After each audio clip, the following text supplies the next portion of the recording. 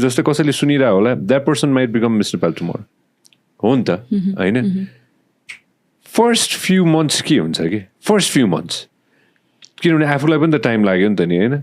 What happens first few months and how do you deal with that?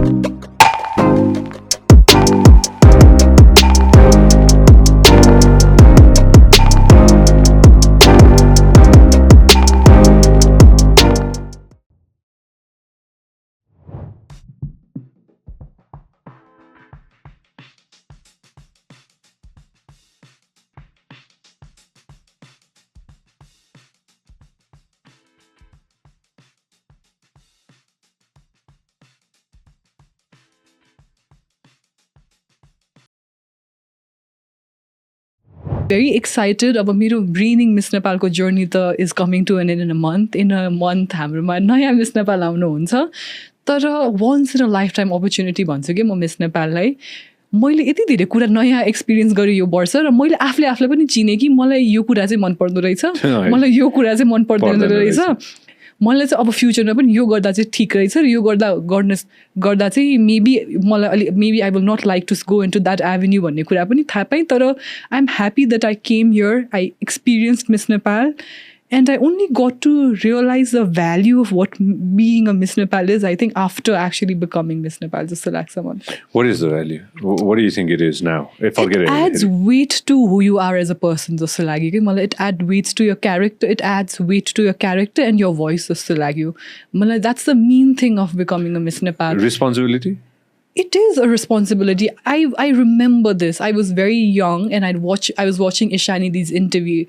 If memory serves me right, it was on Image Channel, if I'm not wrong. And she said something and I was young and and it resonated with me this year. She said that the crown is not just literally but even metaphorically heavy. It is very shining and glamorous and it looks beautiful from the outside, but it is equally heavy. And when I say heavy, it's not the weight of it's not the weight of the crown, but it's the I wouldn't even call it obligations. I think it's the responsibility. अब एउटा कर्तव्य जोडिन्छ नि हजुरसँग, तर यो त यो एक हिसाबले एउटा सौभाग्य पनि हो. Not everybody gets to experience this नि त. त्यही भएर एक हिसाबको एउटा कर्तव्य र सौभाग्य चाहिँ आउँछ कि सँगसँगै. त्यो पनि एउटा महत्त्वपूर्ण एस्पेक्ट हो. हजुर हजुर, that is a important aspect of being miss Nepal. हैन, त्यो आफूसँग भएको त्यो जुन टाइटल छ त्यसलाई चाहिँ सही सदुपयोग गर्नको लागि त जीवनभर त्यो प्रेसर त हुन्छ नि, हैन? थिक स्किन भनेर अघि न कन्भर्सेसन भएको थियो, होइन? जोड्छु म अलिकति, होइन? क्रिटिसाइज गर्छ नि त मान्छेले, गर्दैन त? आइएम स्योर अहिले पनि एउटा फोटो राख्दाखेरि पनि क्रिटिसाइज गर्छु, फेरि क्रिटिसिजम एपेक्समा पुग्न आँटेछ जस्तो लागिरहेछ मलाई. घट्छ होला, होइन? दाइ मलाई चाहिँ के लाग्यो, सो म चाहिँ बच्चैदेखि I was very selectively social, but I think I would find my voice when I was on stage and I had a mic in my hand. Okay? So from a very young age, I was very involved in the world of public speaking, and I was involved in, youth conferences, and I would represent Nepal even internationally. So for the longest time, I was usually appreciated for how I spoke, the things I said, and I'd never really been criticized for my voice, है दाइ? अनि यो वर्ष जब म miss Nepal भएर मेरो इन्टरभ्युजहरू टिकटकमा, फेसबुकको रिल्सहरूमा share गर्न थाल्यो नि, त्यहाँ त मान्छेहरूले त्यो मेरो भोइसमा कमेन्ट गर्न थाल्नु भयो क्या. आवाजमा मेरो भोइसमा कि उहाँले चाहिँ के भन्न थाल्नु भयो, ओ सी साउन्ड्स भेरी म्यास्कुलिन भन्न थाल्नु भयो. अनि and even though I have done public speaking for the longest time and I've been very confident in front of, the mic, And I started doubting myself for a while. एकछिन त मलाई त आफूले बोलेको हाल्न पनि डर लाग्ने भइसकेको थियो कि. And it was not for मैले के बोलिरहेको थिएँ तर मेरो हुन्छ नि it was not about what I was saying, how I was saying it, but it was for the voice. And I was heavily criticized for it. So मलाई केही महिना चाहिँ लाग्यो त्यो कमेन्ट नपढ्न, त्यो थिक स्किन डेभलप गर्नको लागि. So I think अलिकति यो इन्डस्ट्रीमा आएपछि चाहिँ अलिकति you have to make sure that you're mentally prepared and strong to face whatever's thrown your way जस्तो लाग्यो मलाई. ओभरनाइट हुन्छ नि त होइन, म यसमा जोड्छु होइन. जस्तै त्यो 90 दिन त छ, त्यो आफ्नो ठाउँमा छँदैछ. घर परिवार साथीभाइ भनौँ न, फर इक्जाम्पल नीति होइन, सबैजना त्यो फ्यामिलीको सपोर्ट पनि छ. यस्तो हुन्छ है, यस्तो हुन्छ होला है, यस्तो यस्तो हुन्छ, आई वेन्ट थ्रु दिस भन्ने छ. त्यो सबै प्रेप भएर टक्क that evening कति 6-7 बजे कति बजे 8 बजेसम्म हो के अरे होइन, if I'm not mistaken होइन. Bam. Now all the cameras are pointed towards you. होइन त, all the microphones are pointed towards you. Mic, camera सबैजना त्यो डिल गर्दा गर्दा गर्दा त्यो ओभरनाइट के जस्तै कसैले सुनिरहेको होला, that person might become Miss Nepal tomorrow. हो नि त होइन. फर्स्ट फ्यु मन्थ्स के हुन्छ कि, फर्स्ट फ्यु मन्थ्स किनभने आफूलाई पनि त टाइम लाग्यो नि त नि होइन. What happens first few months and how do you deal with that? First few months, it's a lot of pressure. Initially, after you're crowned, you have to be everywhere. You have to be kind of omnipresent हुनुपर्छ कि जहाँ पनि हुन्छ नि. यहाँ पनि त्यहाँ पनि, किनकि त्यति बेला त मिडियाजहरूलाई पनि नेपाललाई पनि त थाहा हुनु पऱ्यो नि त उहाँहरूको नयाँ मिस नेपालको हुनुहुन्छ, किनकि हामी त नेपालको प्रतिनिधित्व गरेर जान्छौँ इन्टरनेसनली. त्यही भएर अब नेपाललाई पनि आफूलाई नेपाललाई चिनाउने त्यो समय हुन्छ 3-4 महिना. त्यति बेला यति धेरै व्यस्त भइन्छ दाइ. हामीले हजुरको सोमा आउने बेला हाम्रो अझै 2-3टा इन्टरभ्यू त्यही दिनमा थियो होला. त्यो बिहान 6 बजे मलाई काम ज्वरो आइरहेको थियो, त्यही पनि उठेर बिहानै एउटा मर्निङ लाइभको सो भ्याएर त्यसपछि हामी हजुरकोमा आएको हो कि. त्यही भएर you will become very busy the first 3-4 months. You'll be extremely busy. And जति सिकाए पनि होइन, मिडियासँग यसरी डिल गर्नुपर्छ, क्रिटिसिजम हुन्छ, कमेन्ट आउला, राम्रो पनि आउन, जति सिकाए पनि त्यो डिल गर्न कति गाह्रो हुँदो रहेछ कि. That's my thing. गाह्रो हुँदो रहेछ जस्तो मलाई लाग्यो. लाइक यु सेड, मान्छेले भन्छ यस्तो हुन्छ है त्यस्तो हुन्छ है, तर पढ्नेलाई थाहा हुन्छ भन्छ नि. जब तिमीलाई आफै पढ्छ नि त्यति बेला nobody can prepare you for it. Some things in life you have to experience yourself जस्तो मलाई लाग्यो. अब मलाई त मेरो साथी, my best friend has been in this field for the longest time, so I've seen everything that has happened, the good, the bad, the ugly. I've seen it all. But when I was thrown into it, सबैभन्दा त्यो अब अपियरेन्समा अलिकति criticism, स्वरमा criticism, त्यो टाइनिएस्ट thing पनि म मतलब गर्दिनँ भन्दा पनि काहीँ न काहीँ त्यो मेन्टली चाहिँ अफेक्ट गर्ने नै रहेछ क्या दाइ. त्यो चाहिँ मैले मेरो अनुभव चाहिँ त्यस्तो भयो. यो विषयमा चाहिँ आफूले पढेर नै सिक्नुपर्ने रहेछ जस्तो लाग्यो मलाई. अर्को साथीलाई के भन्नु मन छ अब आउने फ्युचरको मिस नेपाललाई के भन्नु मन छ? अब एभ्रीबडी, मलाई पनि मान्छेले सुझाव त दिनुभएको थियो, चिन्ता नगर, कमेन्ट नपढ भन्नुभएको थियो. अब म उसलाई पनि त्यही भन्थेँ होला, तर उसले नि पढ्छ त्यो. उसले पनि हेर्दाखेरि अलिकति मनमा चुसुको हुन्छ त्यो. तर आई नो जो पनि आउनुहुन्छ, capable, empowered female will be there who will, I'm sure, will take her a few months, 2-3 months to develop thick skin. Deal with it. Yeah, but I'm sure she'll get there. What do you want to say to somebody who is writing bad shit right now?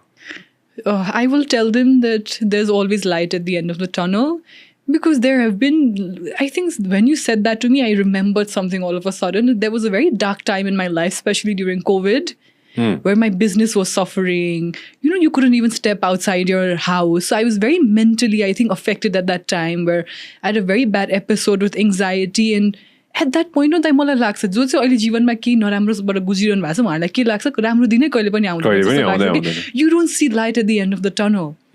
अनि मलाई पनि त्यस्तै हुन्थ्यो कि मलाई त अब त यो मेरो संसारै यो हो जस्तो लाग्छ कि. अनि अगाडि म अब त मेरो जीवनै यही भएपछि there is no point forward जस्तो लाग्छ. त्यही भएको कारणले पनि मेरो मिस नेपाल आउने जर्नी पनि डिले भयो होला. म 2020-22 मै जोइन गर्छु सोचिरहेको थिएँ, but because this it got heavily delayed. So I will tell them, me telling you, oh, it's okay. Oh, they'll, you have to be okay. Bhanda चाहिँ अहिले त, you don't understand जस्तो लाग्छ. किनकि what you're going through, people not understand. But as somebody who's actually, been through something bad, traumatic, and been able to actually rise from that and be able to see the light at the end of the tunnel, I'll tell them, you know what, it's okay. We all have bad days and we'll have good days. And के भन्छ खुसीमा नआत्तिने र नमात्तिने र सुखमा नआत्तिनु सुखमा नमात्तिनु दुःखमा नआत्तिनु हो त्यस्तो चाहिँ अलिकति डेभलप हुनुपर्छ तर यु विल गो थ्रु अनि you can not guarantee that you will not again be in the stage in life again so you have to remember that there will be light at the end of the tunnel and you have to show courage जस्तो लाग्छ कि मलाई कहिले काहीँ चाहिँ in life not for others but for yourself. And we sometimes mistake vulnerability as weakness, but I think vulnerability is the first step towards courage. Being vulnerable, being honest with yourself. So I'll tell them it's okay. I will not tell you it's going to be okay tomorrow itself, but there is light at the end of the tunnel. And it's okay to be vulnerable, but make sure that you surround yourself with people who are supportive and reach out. And I think the most important thing is to talk to people. No. And that is the hardest at times. आफूलाई के भइरहेको छ त्यो भन्नै सकिँदैन नि त. Whoever it is, I'm sure you'll feel better if you're even able to express it to somebody. So sometimes finding help even with your friends and your family might be difficult. So there's so many early the helplines are available छ जस्तो मलाई लाग्छ which are even easily available online where you can talk to. So talk to somebody. Do not try to lock yourself in a room and think that this will be over. It will not. Seek the right help you need, but don't forget that there is light at the end of the tunnel. I know it must be so difficult for you to see it right now, and trust me, I've been there, so I know. And I'm not lying to you when I tell you this. I know how hard it is, but trust me, things will get better. So there is light at the end of the tunnel. Don't ever forget that. Do not ever forget that. Very well said, हैन? तपाईले हाम्रो clip एकदमै enjoy गर्नुभयो होला. अब पुरै video हेर्नको लागि चाहिँ YouTube मा सब्स्क्राइब गर्न नबिर्सिनु होला. Vyas Media Network.